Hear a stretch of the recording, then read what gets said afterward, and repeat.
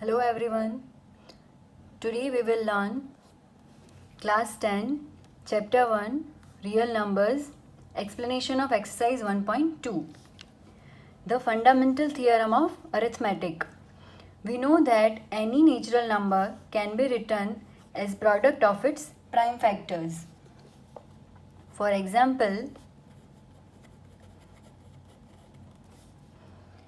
10 is equal to 2 multiplied by 5. 15 is equal to 3 multiplied by 5. 49 is equal to 7 multiplied by 7. 32 is equal to 2 multiplied by 2 multiplied by 2 multiplied by 2 multiplied by 2, which can be also written as 2 raised to 5.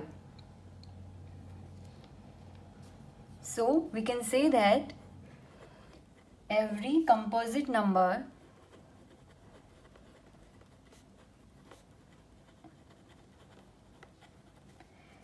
is a product of powers of prime. You have learned factor tree in previous classes. Let us understand with an example. Let us understand factor tree for a large number, say 25,200. We can see that यहाँ पर unit digit is 0. So 25,200 can be divided by 2. अगर हम इसे 2 से divide करें, we will get 12,600.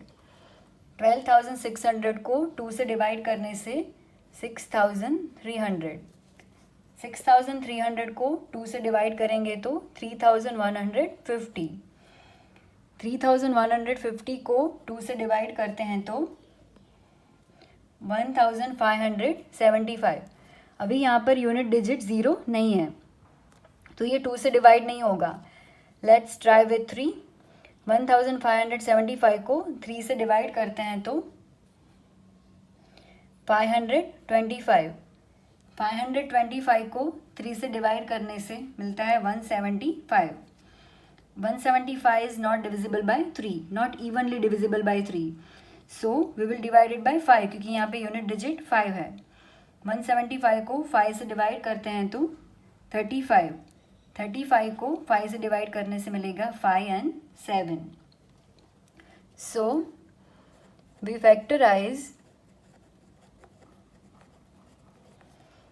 25,200 as 2 multiplied by 2 multiplied by 2 multiplied by 2 multiply by 3 multiply by 3 multiply by 5 multiply by 5 and last one is multiply by 7. इसे हम powers में भी लिख सकते हैं. ये 4 है, ये 2 है, ये 2 है और ये 1 है. 2 raised to 4 multiply by 3 raised to 2 multiply by 5 raised to 2 multiply by 7. यहाँ पे 7 एक ही है, सो 7 का पावर 1 है, जो हमें लिखने की ज़रूरत नहीं है. This leads us to a conclusion that every composite number can be written as the product of power of prime. जो फंडामेंटल थियरम ऑफ अरिथमेटिक ही है, जो हम प्रूव करेंगे इसे. Theorem, fundamental theorem of arithmetic. Every composite number can be expressed as product of primes and this factorization is unique apart from the order in which the prime factor occurs.